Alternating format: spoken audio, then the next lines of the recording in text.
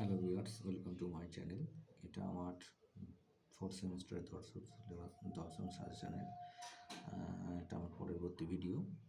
আগের ভিডিওতে যারা দেখেছো তারপরে এই ভিডিওটি অবশ্যই সাবস্ক্রাইব করো। এখানে তোমাদের অধ্যায়ভিত্তিক যে সাজেশন দিচ্ছিলাম সেই সাজেশনের মধ্যে আমার পরের অধ্যায় রয়েছে কারণের চ্যাপ্টার থেকে তোমাদের 2 অথবা 3 মার্কের কোশ্চেন দিতে পারে। সেখান থেকে কিছু গুরুত্বপূর্ণ প্রশ্ন আমি রেখেছি, দেখে নাও। কারণ ও শর্তের মধ্যে পার্থক্য কী? পরে 2 দাগের কোশ্চেন রেখেছি, পর্যাপ্ত শর্ত হিসেবে কারণ এর একটি দৃষ্টান্ত দাও বা উদাহরণ দাও।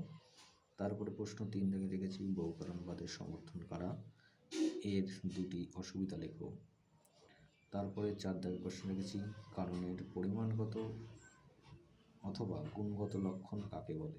তাহলে এটা আলাদা আলাদাভাবেও তোমাদের দিতে পারে, পরিমাণগত লক্ষণ কাকে বলে, গুণগত লক্ষণ কাকে বলে। তারপরে 5 দাগের কোশ্চেন রেখেছি, শক্তির অবিনশ্বরতার সূত্রটি লেখো। এটাও খুব ইম্পর্টেন্ট কোশ্চেন। এছাড়াও তোমাদের যেভাবে দিতে পারে, যেমন ক হলো ক্ষয়ের আবশ্যিক শর্ত, এই কথার অর্থ কী, মানে এরকমভাবে যে 3টে শর্ত রয়েছে তোমাদের, সেই শর্তের সাংকেতিক উদাহরণ দিয়ে তোমাকে বলতে পারে যে এই কথার অর্থ কী। তারপর দেখো 7 দাগের কোশ্চেন রয়েছে, আবশ্যিক শর্ত কাকে বলে, পর্যাপ্ত শর্ত কাকে বলে এবং আবশ্যিক পর্যাপ্ত শর্ত কাকে বলে, এর উদাহরণ দাও। আমি এখানে শুধু উদাহরণটা দিয়েছি, তোমরা সংজ্ঞাটাও একটু দেখে রাখবে। তারপরে প্রশ্ন খুব ইম্পর্টেন্ট, মিলের প্রদত্ত কারণের সংজ্ঞা কী? মিলের মতে কারণের সংজ্ঞা দাও, ঠিক আছে? এটাও খুব ইম্পর্টেন্ট কোশ্চেন। আর কারণ কী, সেই একই, তুমি এটাও লিখতে পারো, এটাও লিখতে পারো। যদি কারণ কী দেয় তাহলে তুমি এটাও লিখতে পারো, এটাও লিখতে পারো, ঠিক আছে? এবার এখান থেকে তোমাদের যে প্রশ্ন দেওয়ার সম্ভাবনা খুবই থাকে উদাহরণ, সেটা হচ্ছে যে বাস্তব উদাহরণ। কেমন? অক্সিজেনের উপস্থিতি হলো দহনের কারণ। এখানে কারণ কথাটি যে অর্থে ব্যবহৃত তা কি, লেখো, ঠিক আছে? পরে 9 দাগের কোশ্চেনে আরেকটা উদাহরণ রেখেছি, ভেজা কাঠে অগ্নিসংযোগ ধূম সৃষ্টির কারণ। এখানে কারণ কথাটি যে অর্থে ব্যবহৃত হয়েছে তা কি, লেখো, ঠিক আছে?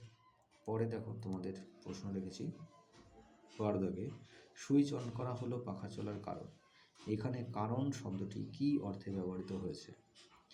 এরপরে গুরুত্বপূর্ণ এই অধ্যায় থেকে একটা 3 মার্কের কোশ্চেন, সেটা হচ্ছে বহু কারণবাদ কাকে বলে, টিকা হিসাবে লেখো বা বহু কারণবাদ সম্পর্কে লেখো সংক্ষেপে।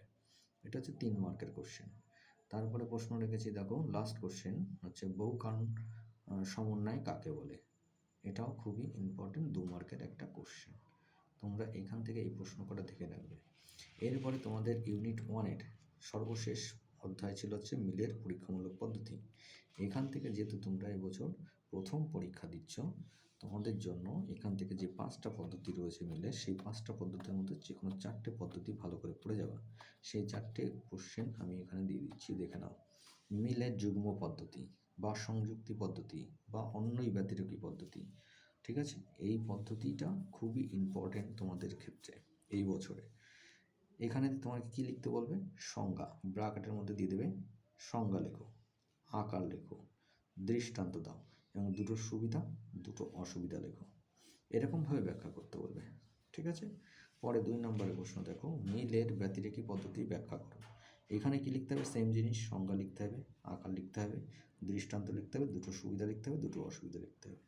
পরে দেখো 3 দাগে কোশ্চেন রেখেছি, মিলের অন্যই পদ্ধতি ব্যাখ্যা করো, এবং সংজ্ঞা, আকার, দৃষ্টান্ত, 2টো সুবিধা 2টো অসুবিধা লেখো, ঠিক আছে?